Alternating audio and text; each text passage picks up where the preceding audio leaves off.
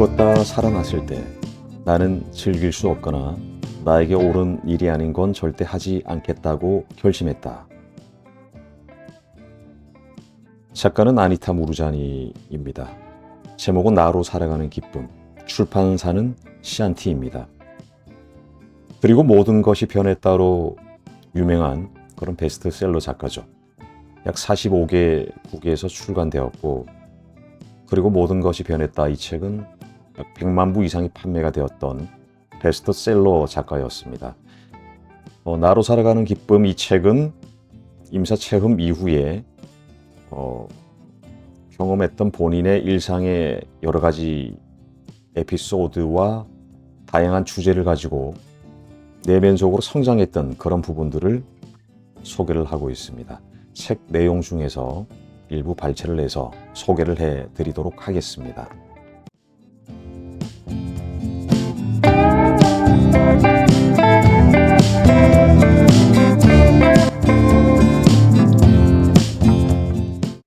이 세상에 태어날 때 나는 웃고 사랑하고 내 안의 빛을 환하게 밝히는 법밖에 몰랐다. 그런데 사람들이 나에게 그만 웃으라고 했다. 인생은 심각한 거야. 남들보다 앞서 가려면 말이야. 그래서 나는 더 이상 웃지 않았다. 사람들이 또 말했다. 아무나 사랑하면 안 돼. 상처받고 싶지 않으면 말이야. 그래서 나는 더 이상 사랑하지 않았다. 사람들은 또 말했다. 너의 빛을 드러내지 마. 주목을 많이 받아서 좋을 건 없지. 그래서 나는 더 이상 빛을 밝히지 않았다. 그리고 시들고 쪼그라들더니 죽었다. 죽어서야 삶에서 중요한 것은 웃고 사랑하고 내 안의 빛을 환하게 밝히는 것임을 배웠다. 어느 날 갑자기 지금 살고 있는 이 물질 세상이 바로 천국임을 깨닫는다면 어떨까? 정신 나간 소리처럼 들리리라는 것을 잘 안다. 이 지옥 같은 삶이 천국이라고? 하고 반문하는 사람도 있을 것이다. 이해한다. 어린 시절 같은 반 아이들로부터 따돌림을 받았을 때 피부색이나 출신 배경 같은 것은 내가 어쩔 수 없는 것들로 조롱당하고 차별받았을 때 나에게도 이 세상이 지옥 같았다. 그리고 고통스러운 암투병을 하느라 늘 두려움에 시달렸던 그 몇 년 동안에도 인생은 분명 지옥이었다. 하지만 내 말을 조금만 더 들어보기 바란다. 그 오랜 시간 내 인생이 그렇게 지옥 같았던 것이 사실은 내 자신이 얼마나 강력한 존재인지, 내가 얼마나 대단한 일을 할 수 있는지 몰랐기 때문은 아니었을까. 아무도 나에게 인생이 어때야 한다고 가르쳐 주지 않았고, 인생 사용 설명서를 갖고 태어난 것도 아니었으니 말이다. 나에게 삶은 정말 투쟁의 연속이었고, 어른이 되어서도 속으로는 매사가 두려웠다. 늘 안 좋은 일이 일어나는 것이 인생이고, 나는 그런 인생의 희생자라고 믿었으므로 창조적인 삶이 아니라 늘 그때그때 상황에 대처하기 바빴다. 누가 어린 나이에 지속적인 따돌림과 차별을 받고 싶겠는가? 그 때문에 나는 자존감이 끔찍이도 낮은 사람이 되었다. 누가 아직도 여자가 남자보다 열등하다고 믿는 사회에서 여자로 태어나고 싶겠는가? 누가 죽음을 부르는 암세포를 갖고 싶겠는가? 그러므로 나는 당연하게도 내 삶의 희생자였다. 아니, 그렇게 생각했다. 죽음에 이를 때까지. 내 인생의 이야기는 나의 첫 책, 그리고 모든 것이 변했다의 연대기 순으로 거의 다 풀어놓았다. 웨인 다이어 박사의 격려가 있었기에 나는 그 책을 쓸 수 있었고, 그 덕분에 내 이야기가 세상에 알려졌다. 웨인 다이어 박사는 얼마 전에 운명을 달리했는데 죽기 직전까지도 사람들에게 내 책을 추천했다. 나는 그가 신성에 의해 내 인생의 목적에 관여했고 그 배후에는 더 위대한 계획이 있음을 잘 알고 있다. 그리고 이 놀라운 사람 덕분에 내 인생에서 일어난 일에 대해 진심으로 그리고 겸손한 마음으로 감사하고 있다. 첫 책을 쓰고 나자 또 책을 쓸 필요는 없어 보였다. 임사 체험으로 그 절정을 이룬 암투병 경험을 중심으로 내 인생을 얘기하는 일종의 회고록을 썼고 그 경험에서 얻은 지혜에 대해서도 썼으니 더 이상 쓸 것이 무엇이 있겠나 생각했다. 나는 내 인생에서 흥미로운 점들은 모두 썼다고 확신했다. 그런데 인사 체험에서 얻은 가장 놀라운 통찰은 지구상의 이 삶이 천국이 될 수도 있다는 것이었다.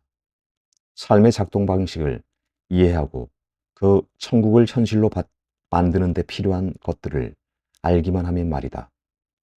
내가 이 삶으로 다시 돌아올 수 있었던 것도 천국이란 하나의 상태이지 장소가 아님을 이해했기 때문이다. 다시 한번 읽겠습니다.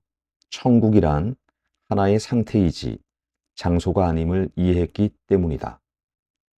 나는 이 삶 속에서 그 같은 천국을 직접 경험해 보고 싶었다. 나는 그 놀라운 진실을 현실에서 실천하며 두려움과 공포를 비롯해 수많은 심적 고통으로 가득했던 내 인생을 바꿔보고 싶었다. 나는 여기에서 그리고 바로 지금 천국을 살고 싶었다. 임사 체험 상태에서는 이 모든 것이 아주 분명했고 아주 쉬워 보였다. 하지만 임사 체험 후 새로운 깨달음들을 내 삶에 통합하고 적용하려 할 때마다 나는 계속 장벽에 부딪혔다. 특히 사람들과 만나고 그 속에 융화하려 할 때 더 그랬다. 현실에 대한 나의 시각이 극적으로 바뀌었는데 바뀐 시각이 대부분 사람들이 생각하는 정상적인 세계관과는 당최 어울리지 못했다.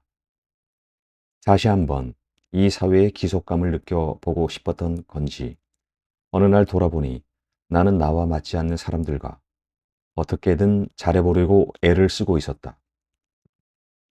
그때 멈추지 않았다면 나는 또다시 진정한 나 자신을 억누르기 시작했을 것이고 타인의 인정을 받기 위해 저쪽 세상에서 배운 것들을 상당 부분 타협하기 시작했을 것이다. 그런 타협을 하게 될 때면 나는 다시금 예전처럼 무기력해지곤 했다. 아무것도 두려워하지 않고 내 인생의 창조자가 되던 때에 그 놀라운 느낌들이 희미해지고 옛날의 사고방식과 행동 거지가 스물스물 기어 넣으면서 내 시야를 흐렸다. 내 가슴이 하는 말을 듣기보다 나를 비판하는 자들의 말을 듣고 그들의 노래에 맞춰 춤을 추다 보니 옳은 일을 하지 않고 있다는 두려움이 사람들을 실망시킬지도 모른다는 걱정이 다시 내 마음을 흔들어 댔다. 또다시 마음이 불안해졌고 길을 잃은 것 같았고 버려진 것 같았다. 정말이지 사람들과 어울리거나 천국을 창조하거나 둘 중 하나만 끊임없이 선택해야 하는 시간이었다. 이와 동시에 그리고 모든 것이 변했다 덕분에 유명세를 타면서 내 임사 체험 증언에 감명받은 사람들로부터 산더미 같은 편지와 이메일이 쏟아졌다. 사람들은 내가 자신들의 이야기를 하고 있는 것 같다고 했고 나는 그 편지들을 읽으며 기쁨과 감사의 눈물을 수도 없이 흘렸다. 그들은 내가 마치 자신들의 가슴과 마음과 영혼을 읽은 것 같다고 했다. 전혀 예상치 못한 압도적인 반응이었다. 내 이야기가 그렇게 많은 사람들에게 그렇게도 깊은 울림을 주리라고는 꿈에도 생각지 못했다. 강연뿐만 아니라 라디오 텔레비전 프로그램에 출연하는 등 대중 앞에서 말할 축복 같은 기회가 많이 주어졌다. 그리고 그런 일을 한 번씩 할 때마다 사람들은 나에게 더 많은 것을 원했다. 알고 싶은 게 많았고 내 경험을, 나아가 자신들의 경험을 더 깊이 들여다보고 싶어 했다.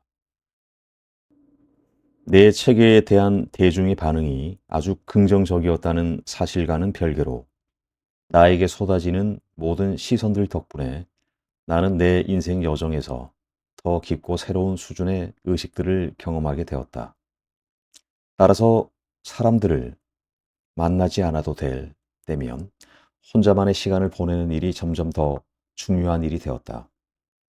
혼자가 될 때마다 나는 고요한 마음 상태로 들어갔고 임사체험 당시에 경험했던 상태, 즉 우리가 모두 하나로 연결되어 있다고 느낀 그 순수 의식의 상태로 들어갔다. 그 상태에서 나는 나의 죽음으로 가족이 느꼈던 고통과 슬픔을 마치 내 감정처럼 느낄 수 있었다. 그런데 이제 나는 내 가족의 고통만 느끼는 게 아니었다. 나는 사람들이 나에게 보내준 이야기들을 읽으며 온 세상의 고통을 온 마음으로 느끼고 있었다. 사람들은 그들의 마을과 교회, 아시람, 집으로 나를 초대해 이야기를 나누고 싶어 했다. 나는 그들 모두를 한 명도 빠짐없이 돕고 싶었고, 그렇게 하지 못하면 몹시 괴로웠다. 최대한 많은 사람들과 이야기를 나누고 답장을 썼지만 늘 부족한 것 같았다. 내가 일일이 응대할 수 없을 정도였다. 나는 사람들의 고통과 그들을 돕지 못하는 것에 대한 나만의 고통을 동시에 느끼며 힘들어 했다. 때로는 감당할 수 없을 정도였다. 그러다 내 삶의 기쁨조차 조금씩 사라져갔고 나는 그런 식으로는 계속 할 수 없다고 생각했다. 나는 삶의 기쁨을 불러일으키는 법을 사람들에게 보여주려고 책을 썼는데 정작 나는 대부분의 시간을 다른 사람들의 고통만 느끼며 살고 있었다. 그런 내가 어떻게 이 세상에 기쁨을 가져다 줄 수 있겠는가? 그러던 어느 날 내가 즐겨 찾곤 하던 집 근처 해변으로 향했다. 그리고 모래사장에 앉아 먼 바다를 바라보았다. 나는 홍콩 본토에서 떨어져 있는 한 섬에 살고 있었다. 그곳은 자연과 쉽게 하나가 될 수 있었기에 감정이 복잡해질 때면 그곳을 자주 찾곤 했다. 자연 속, 특히 바닷가에 가면 나는 내가 전 우주와 멋지게 연결되어 있음을 온몸으로 느낄 수 있다. 실제로 우리는 모두 그렇게 온 우주와 연결되어 있다. 마치 인생이라는 이 방대한 테피스트리를 짜내기 위해 모든 것이 동시에 조화롭게 움직이고 있는 듯이 말이다. 어떤 의문이 들든 자연 속에 있으면 나는 늘 답을 얻는다. 그 답은 바람의 속삭임에서 나오기도 하고 물 흐르는 소리나 나무의 가지와 이파리들이 서로 부딪히며 바스락대는 소리에서 나오기도 한다. 그래서 나는 그날도 모래사장에 앉아 먼 바다와 하늘을 바라보았다. 그리고 우주의 조용히 호소했다. 나는 죽었다가 다시 돌아왔어요. 이제 어떻게 할까요? 마음이 너무도 아픕니다. 한낱 육신에 갇힌 상태로 어떻게 이 모든 사람들과 나 자신을 도울 수 있을까요? 차라리 돌아오지 않았더라면 더 많은 사람을 도울 수 있었겠지요. 지금은 내가 도울 수 없는 사람들 때문에 마음만 아픕니다. 내가 돌아온 이유를 모르겠다며 우주 앞에 손들고 항복하는 순간 뜨거운 눈물이 볼을 타고 흘러내렸다. 나는 왜 이렇게 마음이 아파야 하는가? 이 세상은 왜 이렇게 고통스러운가? 그때 어디선가 조용한 속삭임이 들려왔다. 사람의 목소리가 아니라 파도 소리가 내 가슴과 공명에서 나온 소리 같았다. 임사체험에서 네가 배운 게 무엇이냐? 책에도 썼던 바로 그 메시지가 무엇이었나? 라고 그 소리가 속삭였다. 나 자신을 조건 없이 사랑하기, 그리고 나 자신으로 살기, 나의 빛을 최대한 밝히기. 내가 대답했다. 그래, 그게 바로 네가 할 일이다. 그렇게만 살면 된다. 너 자신을 조건 없이 사랑해라. 그리고 너 자신으로 살아라. 하지만 이 세상은 그런 식의 생각과 감정을 지지하지 않아요. 이 세상은 천국보다는 지옥 쪽에 훨씬 더 가까운 것 같아요. 나는 해변 끝 먼 곳에서 파도가 바위에 부딪히는 모습을 보면서 그 보이지 않는 목소리에게 따졌다. 주변 사람들 모두 매일 너무도 많은 문제에 허덕이면서 살아요. 나 자신을 사랑하는 곳으로 어떻게 그들을 도울 수 있는지 모르겠어요. 너 자신을 사랑하고 너의 진정한 가치를 알면 네가 하지 못할 일도 치유하지 못할 것도 없다. 너는 모든 의학적 소견들이 무색하게도 말기암을 치유하면서 너 스스로 그 사실을 배웠다. 너 자신의 가치를 알아차리자 암이 치유되었다. 절대적으로 맞는 소리였다. 림프종 선고를 받을 때까지 나는 두려움 가득한 삶을 살았지만 결국 나 자신을 사랑하는 법을 배움으로써 살아났다. 아주 간단하게 들리는데 이 간단한 깨달음을 지금도 고통받고 있는 다른 사람들에게 이해시키는 것이 왜 이렇게 어려운 걸까? 그리고 난 이 깨달음을 왜 그렇게 자주 잊어버리는 걸까? 자신의 진정한 힘을 믿지 않거나 그 힘을 한 번도 느껴보지 못한 사람들로 둘러싸여 있으면 너 자신의 진정한 힘도 쉽게 잊어버리게 된다. 그리고 대부분의 사람들은 그 힘을 믿지 않고 또 느끼지도 못하고 살지. 그 목소리는 마치 나의 생각을 읽고 말하는 것 같았다. 다른 사람들의 감정과 그들이 원하는 것에 초점을 맞추다 보면 너는 또 두려움의 세상에서 길을 잃게 될 거야. 그렇게는 되고 싶지 않겠지. 너 자신을 사랑하고 인정해줘. 그리고 그 같은 자기 사랑과 자존감으로 살아 움직이는 사랑 그 자체가 되는 것만이 네가 해야 할 일임을 잊지 마. 그것이야말로 너 자신과 주변 사람들에게 하는 진정한 봉사야. 네가 얼마나 사랑받는 존재이고 얼마나 귀중한 존재인지 깨달았을 때 암이 치유되었지. 바로 그 깨달음이 너를 도와 이 땅에서 천국 같은 삶을 창조하게 할 거야. 세상의 문제 속에서 헤맬 때 넌 아무도 도울 수 없어. 그러니까 길을 잃거나 의기소침해질 때는 단지 이렇게 자문해봐. 도대체 언제부터 나 자신을 사랑하지 않게 된 거지? 어떻게 하면 나를 더 소중하게 생각할 수 있을까? 라고 말이야. 그것들이 정확하게 내가 임사 체험 당시 배운 것이고 내 삶을 치유한 것임임에도 불구하고 나는 그 모든 것을 잊어버리고 있었다.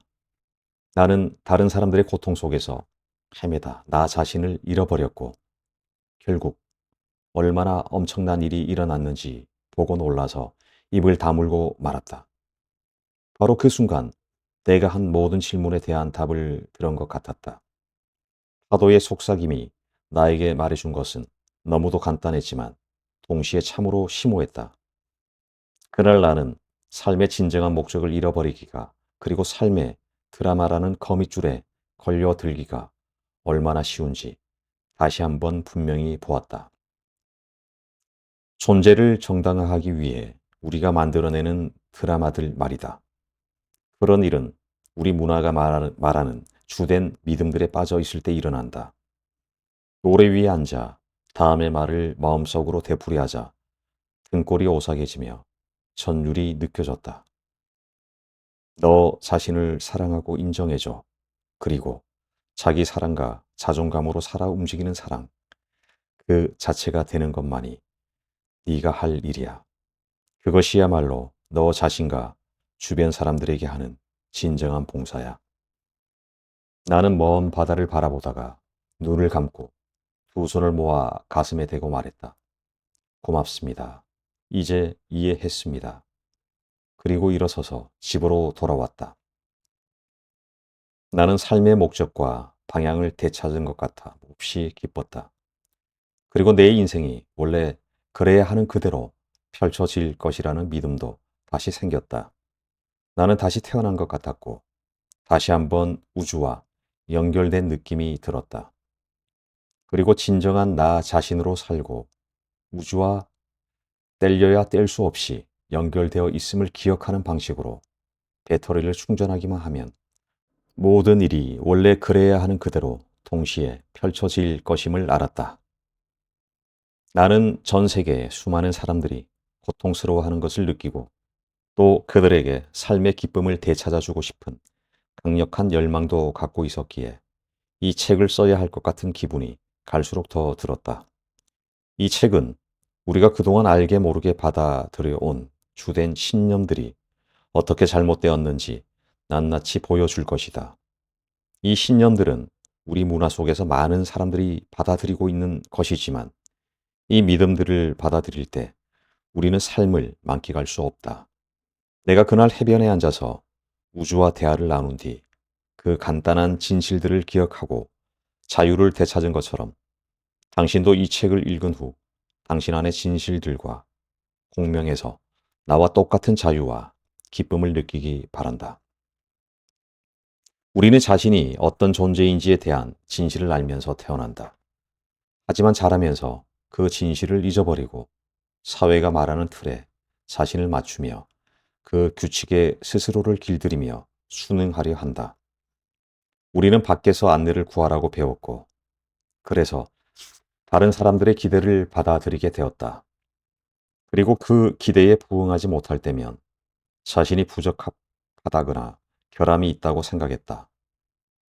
이 말은 우리 인생이라는 항해에서 기초가 된다고 배워온 믿음들, 우리가 개인적으로 가치 있다고 생각하는 것에 기반이 되는 믿음들이 모두 틀렸다는 뜻이다. 그러니 자기 개발 워크숍에 아무리 많이 참가하고 자기 개발 책을 아무리 많이 읽어도 우리는 여전히 외부에서 답을 찾고 있는 것이다. 이런 일은 이롭기는커녕 오히려 태보를 부른다. 이 사회가 말하는 잘못된 신념들을 당당히 깨고 우리의 생각에 영향을 끼쳐온 거짓말들을 폭로하지 않는 한 이 파괴적인 패턴은 절대 바뀌지 않을 것이다. 이 책의 각 장에서 우리는 우리가 무심코 진실이라고 받아들였던 흔한 신념들을 하나씩 살펴보고 그런 신념들이 눈에 보이지는 않지만 얼마나 만연해 있는지도 살펴볼 것이다. 더불어 내 인생에서 그런 신념들이 민낯을 드러낸 이야기를 여러분과 나눌 것이고 내가 나만의 경험으로부터 어떻게 그것들이 잘못되었는지 알게 되었고 거기서 발견한 진실은 무엇인지도 설명할 것이다. 각 장 끝에는 바로 지금 천국에 살기 코너를 붙였다.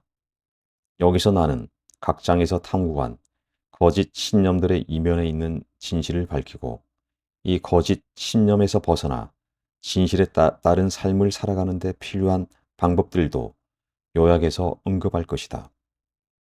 지난 몇 년이 편안하기만 했다면 나는 아마도 이 책을 쓸 생각을 하지 못했을 것이다. 그러므로 나는 나에게 가슴과 영혼을 열어주고 자신의 삶에 대해 들려준 모든 독자들께 감사한다. 나와 어떤 식으로든 선이 닿았든 그들 각각이 그리고 모두가 나로 하여금 이 책을 쓰게 했다. 우리는 모두 연결되어 있고 나는 당신이 느끼는 것을 느낀다. 이 책은 당신에게 내미는 나의 선물이다. 내 가슴에서 당신의 가슴으로 전달되는 선물이다.